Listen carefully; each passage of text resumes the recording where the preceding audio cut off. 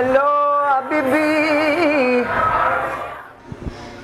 Hi, this is Alia with Dance with Alia, and I'm here at Skinny's Lounge in North Hollywood, and I was watching Andrew start to warm up, and he was doing Bharata Natyam, and I was like, Bharata Natyam, which I have performed, and I did my Arangetram in 2002.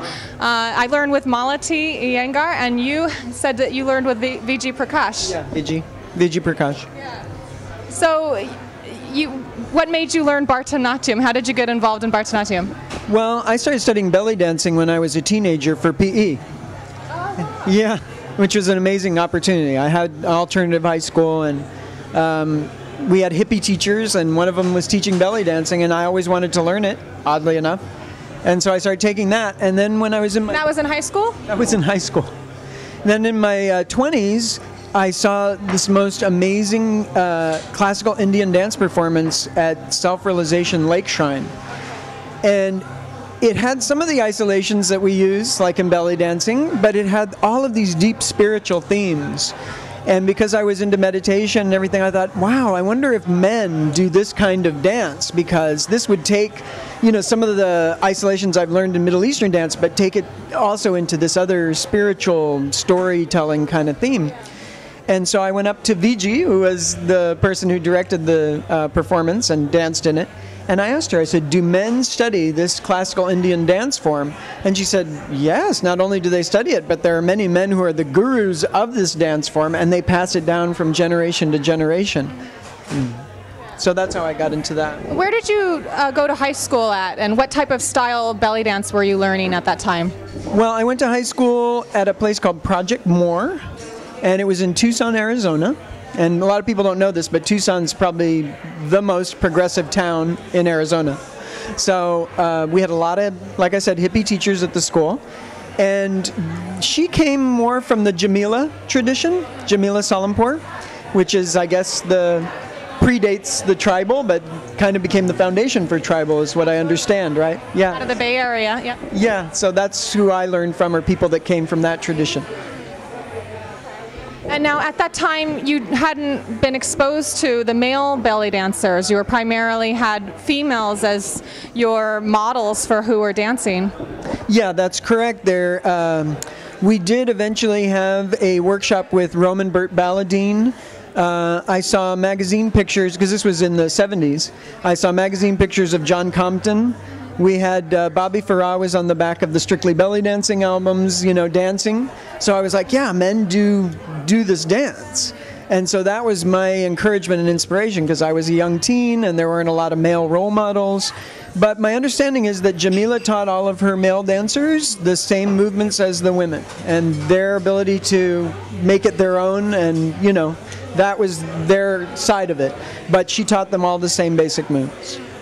And then now you've started to bridge the gap of your belly dancing and your Bharata Natyam, making that your own a little bit. Can you talk a little bit about fusion, and when fusion might be appropriate and when it might not be appropriate, and what's your inspiration for wanting to combine these two dance styles? Okay. Well, Bharata Natyam has very angular moves, and it has a lot of, from my perspective, almost warrior strength in the moves. Really tight rhythms with the feet, strong arms, and the Middle Eastern dance, I'm able to be more fluid. So some songs call up for me, certain aspects of the song will call up more of the Indian moves, and then it may shift. And it'll suddenly get into something, you know, more fluid and oozy, and where I can really feel that side of it. Sometimes, like the first piece I'm going to do in the show tonight, I'm actually exploring the god and goddess aspect, you know, and also the goddess as warrior and the demon, you know. There's some of those themes, well, the audience may not know that, but that's what's inside my head and my heart internally. That's what I'm looking at. And so the music has those kind of changes where I can go to those different sides of it. That's why I started fusing, because it was a way of bringing those two different energies together for me. Yeah, and I think you hit up on something that, for me, I think when the musicians fuse, then the dancers fuse as well. So a lot of people want to, for various reasons, be traditionalists and try to keep that lineage of dance form intact, but when the musicians cross over, then as a dancer we can't help but start to fuse those elements from those different dance styles. Yeah, I mean, I will do just pure belly dancing sometimes, or I'll add some elements of Indian dance if it just, if I feel like we're channels, as dancers we're channels, and sometimes the music will just dictate what the moves are going to be. And so in this case, I chose a piece that has a lot of Indian themes in it, but it's very dramatic music, and sometimes it feels more fluid, so I'm fusing in this case. But the piece I'm doing for the second part of the show is more sword dancing with a lot of really more traditional belly dance moves, not so much Indian. Well, we have a lot in store for us tonight. Have you ever done any other all-male belly dance events before? Yes, actually I have. We've had a few at Highways in Santa Monica.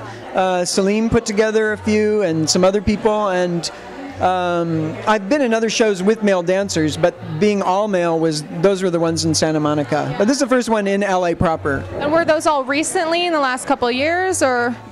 Yeah, over the last several years. So they've been progressively happening, I'd say, in the last maybe 4 or 5 years, maybe? Yeah.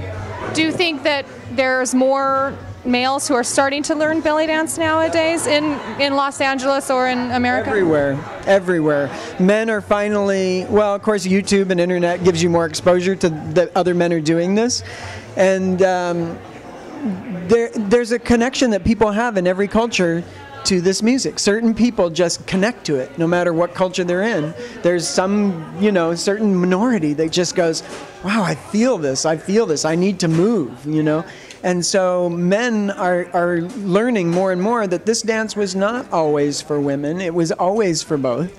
But the men didn't dance in the cabarets because back in the colonial days that was not acceptable. But now it is, so we do. As far as feeling the movements and feeling the music, when I just saw you kind of practicing on your own, there's a little subtle quality that I picked up on where other belly dancers or other people, as they're about to practice, they got a kind of more of a concentrated look on their face, or they're really focused on making sure that their performance is going to go right. You were just enjoying the music. It seemed like you were just exploring and allowing the music to shine through. So I'm really looking forward to your performance tonight. Thank you so much. I appreciate it, and thanks for the interview. Yeah. Thanks for watching Dance with Alia.